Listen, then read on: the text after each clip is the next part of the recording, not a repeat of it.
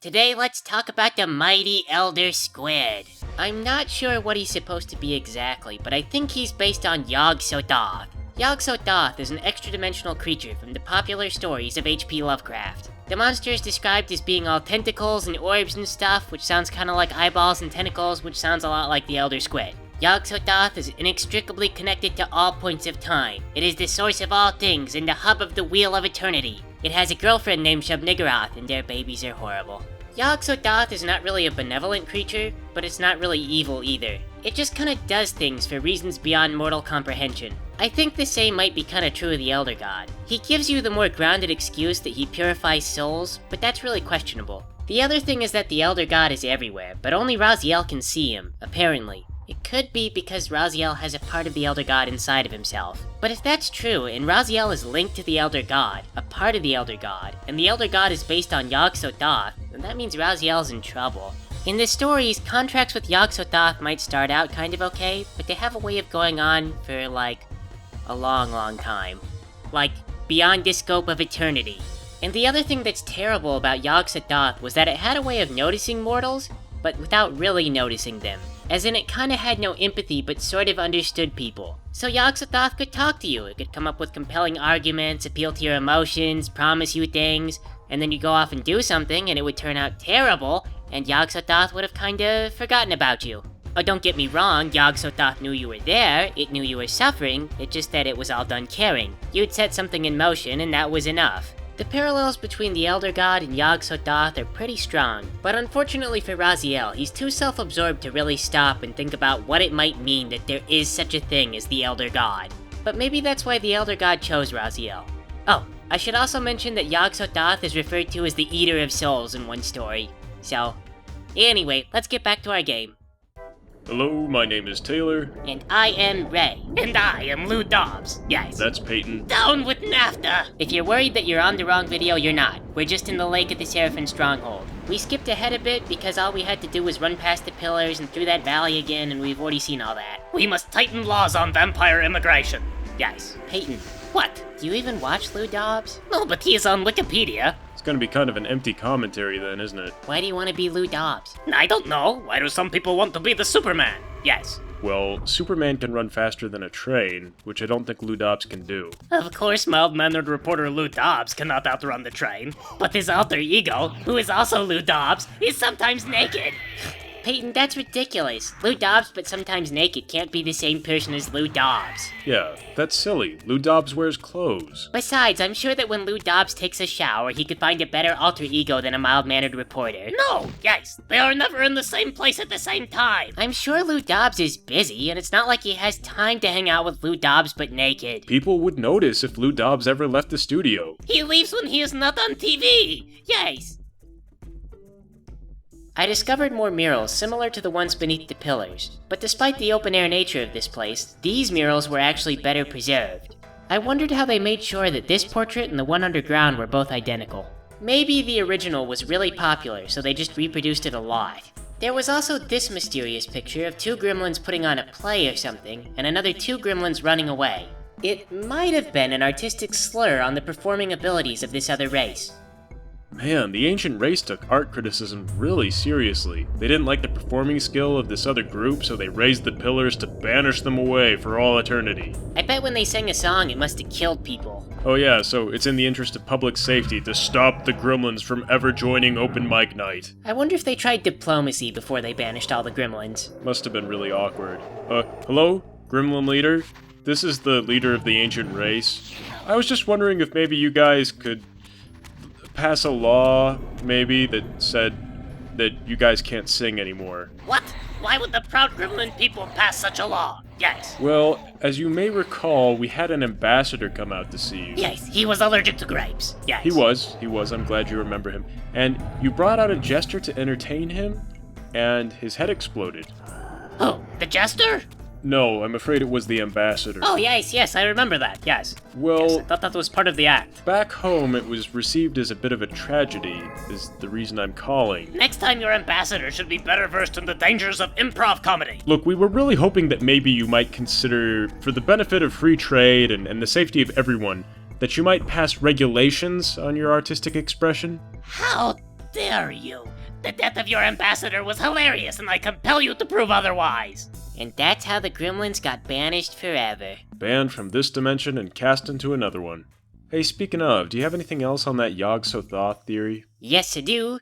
So far it looks like these Gremlin guys were cast into another dimension by the raising of the Pillars. And who else is there at the Pillars but the Elder God? Well, in the stories, Yog-Sothoth is also a creature that has a lot to do with alternate dimensions. He's all about time, space, and all that other stuff, like I said in the intro. So what I think happened is that the Elder Race called upon this dark magic they didn't really understand, and they summoned Yog-Sothoth. They then used the Elder God as a bridge to cast the Gremlins into the alternate dimension. After that, they thought they were done. They had no idea that they'd summoned this horrible creature from beyond space-time. You know, I kinda like that theory, but if that's correct, then how come the Pillars are seen as a source of balance? Well, it could be that maybe the text that they were basing their ritual on included safeguards for when they summoned Yog-Sothoth. The Pillars were part of the safeguard. The major problem is, though, is that the Pillars have to last forever because Yog-Sothoth is also forever. Of course, that doesn't work, but then later we find out that nobody actually knows what the Reaver was supposed to do either. So they worship the Reaver and they don't know why, and they worship the Pillars but maybe for the wrong reason. We're also gonna find out pretty soon here that the Reaver has this weird effect on time, like it weakens it or something. So what you're saying is that the Reaver is like a key to the rituals, but they don't know that. Mainly because they don't know what the ritual is. But the ritual is to get rid of Yog-Sothoth. No. The ritual is to make the weapon, this portal that they put their enemies into. But to do that, they need to summon Yog-Sothoth, and then they have to unsummon him, but they don't know that Yog-Sothoth was ever summoned in the first place. They just know that the Pillars worked, and they formed a religion around that, and the Reaver is part of the ritual, but they don't know what it does. They still worship it, of course, though, because it's part of everything. That's some pretty good sharpshooting there, Tex. What do you mean by that? Taylor means she thinks you are wrong. Yes. Peyton, shush. It's not what I mean. Don't you shush me. Tex's sharpshooting is just a kind of logical fallacy. It is you who will get the shush. So imagine you've got this guy, a Texan for whatever reason, and he goes out with his rifle. He then shoots the side of his barn, and then you go out and you draw targets around the bullet holes. Now it looks like the guy's a really good sharpshooter because you drew the targets on after the fact. Or in short, all the targets that you created were hit dead accurately because you painted them after you knew where the bullets already lay. Okay, you're saying I have a good hypothesis, but now it's time to find the proof and do the testing. Yep, because a good hypothesis is not the same thing as good evidence. Well, see, but we're never gonna have proof that the Elder God is Yog-Sothoth. Well, that's okay. We can still peck around for stuff that disproves it. Now it is Taylor who gets the shush. We cannot prove a negative. Peyton's right. Yeah, you can't. You guys are looking at me like you've done something really Shush. clever. Just look for stuff that Shush. doesn't line up with your theory. You shush. Peyton, I'm sorry I shushed you. You still cannot prove the negative, because when we find a new bullet, we will draw the new target. Yes. As long as we want the Texan to be a sharpshooter, we just have to assume that he was aiming for what he hit, right? So for this case, we might find stuff that implies the Elder God is not Yog-Sothoth, but we can just come up with new ideas that make the theory correct. That's so intellectually dishonest, though. Yeah, but it's not like there's any proof that the Elder God is anything. The only person who really talks to the Elder God is Raziel, maybe Mobius, but Mobius has never seen the Elder God. Nobody knows what the Elder God is. Most people are surprised to realize that it's there, and the ones who do speak to it are so arrogant they never stop to think about it. I've got a theory. What if the Elder God only sounds like Yog-Sothoth in writing, but the concept artist thought so too? Well, but if the Elder God, which, you know, is what they're called in the Lovecraft stories, if the Elder God is not the Elder God Yog-Sothoth, then what is he?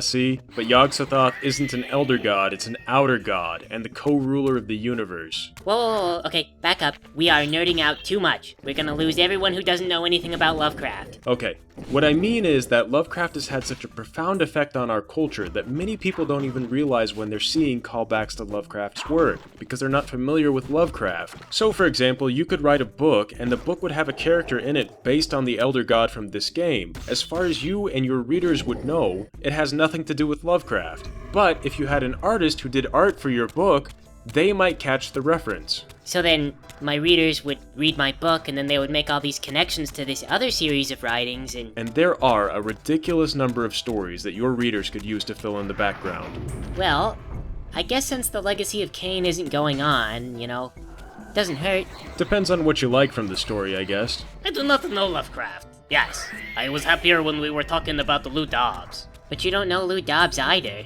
But at least I initiated the conversation about Lou Dobbs, so I was the ringleader. Yes. Well, I guess we could go back to talking about Lou Dobbs. But none of us actually know anything about Lou Dobbs. Then dare you experience my pain of not knowing who Lovecraft is. Yes. Oh god, the lack of cultural awareness stings deep down inside. Who? Ours or Peyton's? Whichever. All three of us need to go out more often.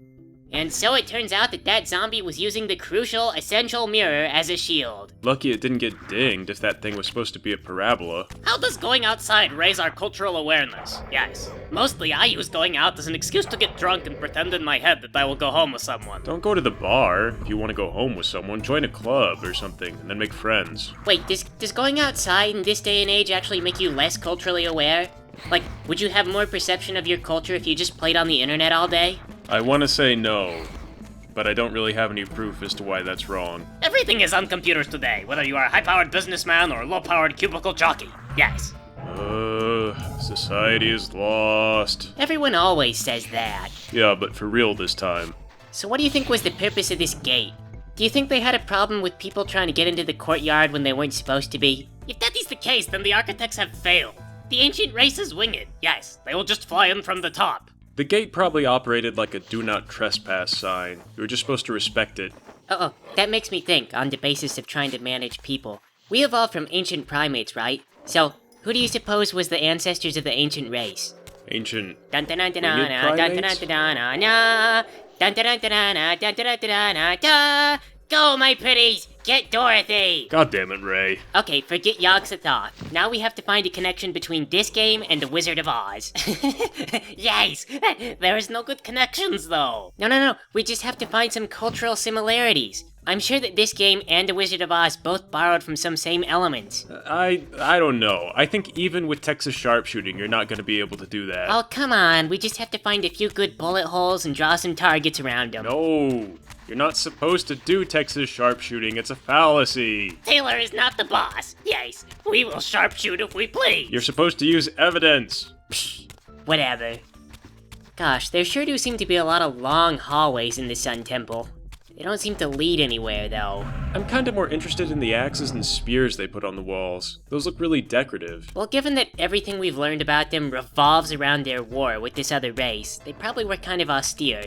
Maybe really Spartan. I do not think that these temples were used for anything, though. They were locked to all but Raziel, yes? Maybe the ancient race saw the future and said, Raziel, he will not appreciate artwork anyway. Spare the budget, they said. Just drop portraits that are relevant to Raziel. Make sure you do the same portrait multiple times so that he gets it. Yes. Oh, great chosen one. We foresaw your coming, and needless to say, we were a bit disappointed.